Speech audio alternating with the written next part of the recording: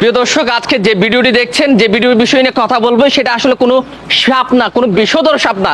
বাংলাদেশের জন্য বর্তমানে দ্বিতীয় আজরাইল বলা চলে। এই দ্বিতীয় আজরাইলের সন্ধান পেয়েছে 64টি জেলার মধ্যে। ইতিমধ্যে 25টি জেলার মধ্যে এই দ্বিতীয় আজরাইলের আনাচে কানাচে ছড়িয়ে পড়েছে দ্বিতীয় আজরাইল। কেনই বা দ্বিতীয় আজরাইল বলছি, সেটার ব্যাখ্যা আমি আপনাদেরকে দিচ্ছি। যে সাপটি আপনারা স্ক্রিনে দেখতে পাচ্ছেন, যে সাপটিকে আপনারা দেখেছেন, সেই সাপটির নাম হচ্ছে রাসেল ভাইপার। নামে যেহেতু যেরকম তেজ আপনারা দেখতেছেন, সাপের দাঁতের মধ্যে তার চেয়ে হাজার গুণ তেজ, যার কারণে এই রাসেল ভাইপারকে নিয়ে ইতিমধ্যে বাংলাদেশে আলোড়ন সৃষ্টি হয়ে গেছে, তুলপাট সৃষ্টি হয়ে গেছে। এই রাসেল ভাইপার কেনই বা এত তেজ তার? প্রিয় দর্শক, সেই বিষয়টি কি জানেন?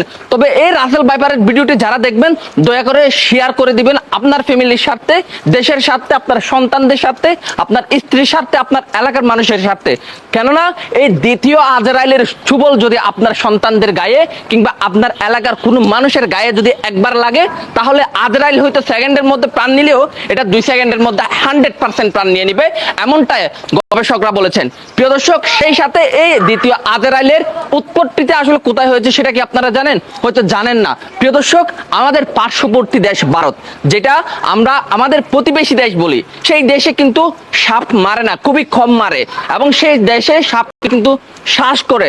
আমরা যতটুকু জানি, এই রাসেল ভাইপারের উৎপত্তি অনেক আগে হয়েছে। তবে আমরা নিউজের তথ্য অনুসারে জানি, এই যে ইন্ডিয়াতে আমাদের পার্শ্ববর্তী দেশে এই রাসেল ভাইপারের কারণে শতকরা 43% মানুষ রাসেল ভাইপারের ছোবলের কারণে মৃত্যু হয়। দর্শক, এই রাসেল ভাইপারের কারণে যদি শতকরা 43% মানুষ মৃত্যুবরণ করে, সেই রাসেল ভাইপার ইতিমধ্যে আমাদের পার্শ্ববর্তী দেশ থেকে আমাদের বাংলাদেশের 64টি জেলার মধ্যে, ইতিমধ্যে 25টি জেলার মধ্যে ছড়িয়ে পড়েছে, এবং সেই রাসেল ভাইপারের ছোবলের কারণে ইতিমধ্যে অনেক শ্বাসী মৃত্যুবরণ করেছে। প্রিয় দর্শক, হয়তো এখন আপনাদের মনে প্রশ্ন জাগতে পারে, এই রাসেল ভাইপারের চেয়ে অনেক বিষধর সাপ বাংলাদেশে আছে, তাদের খামড়ে আসলে মানুষ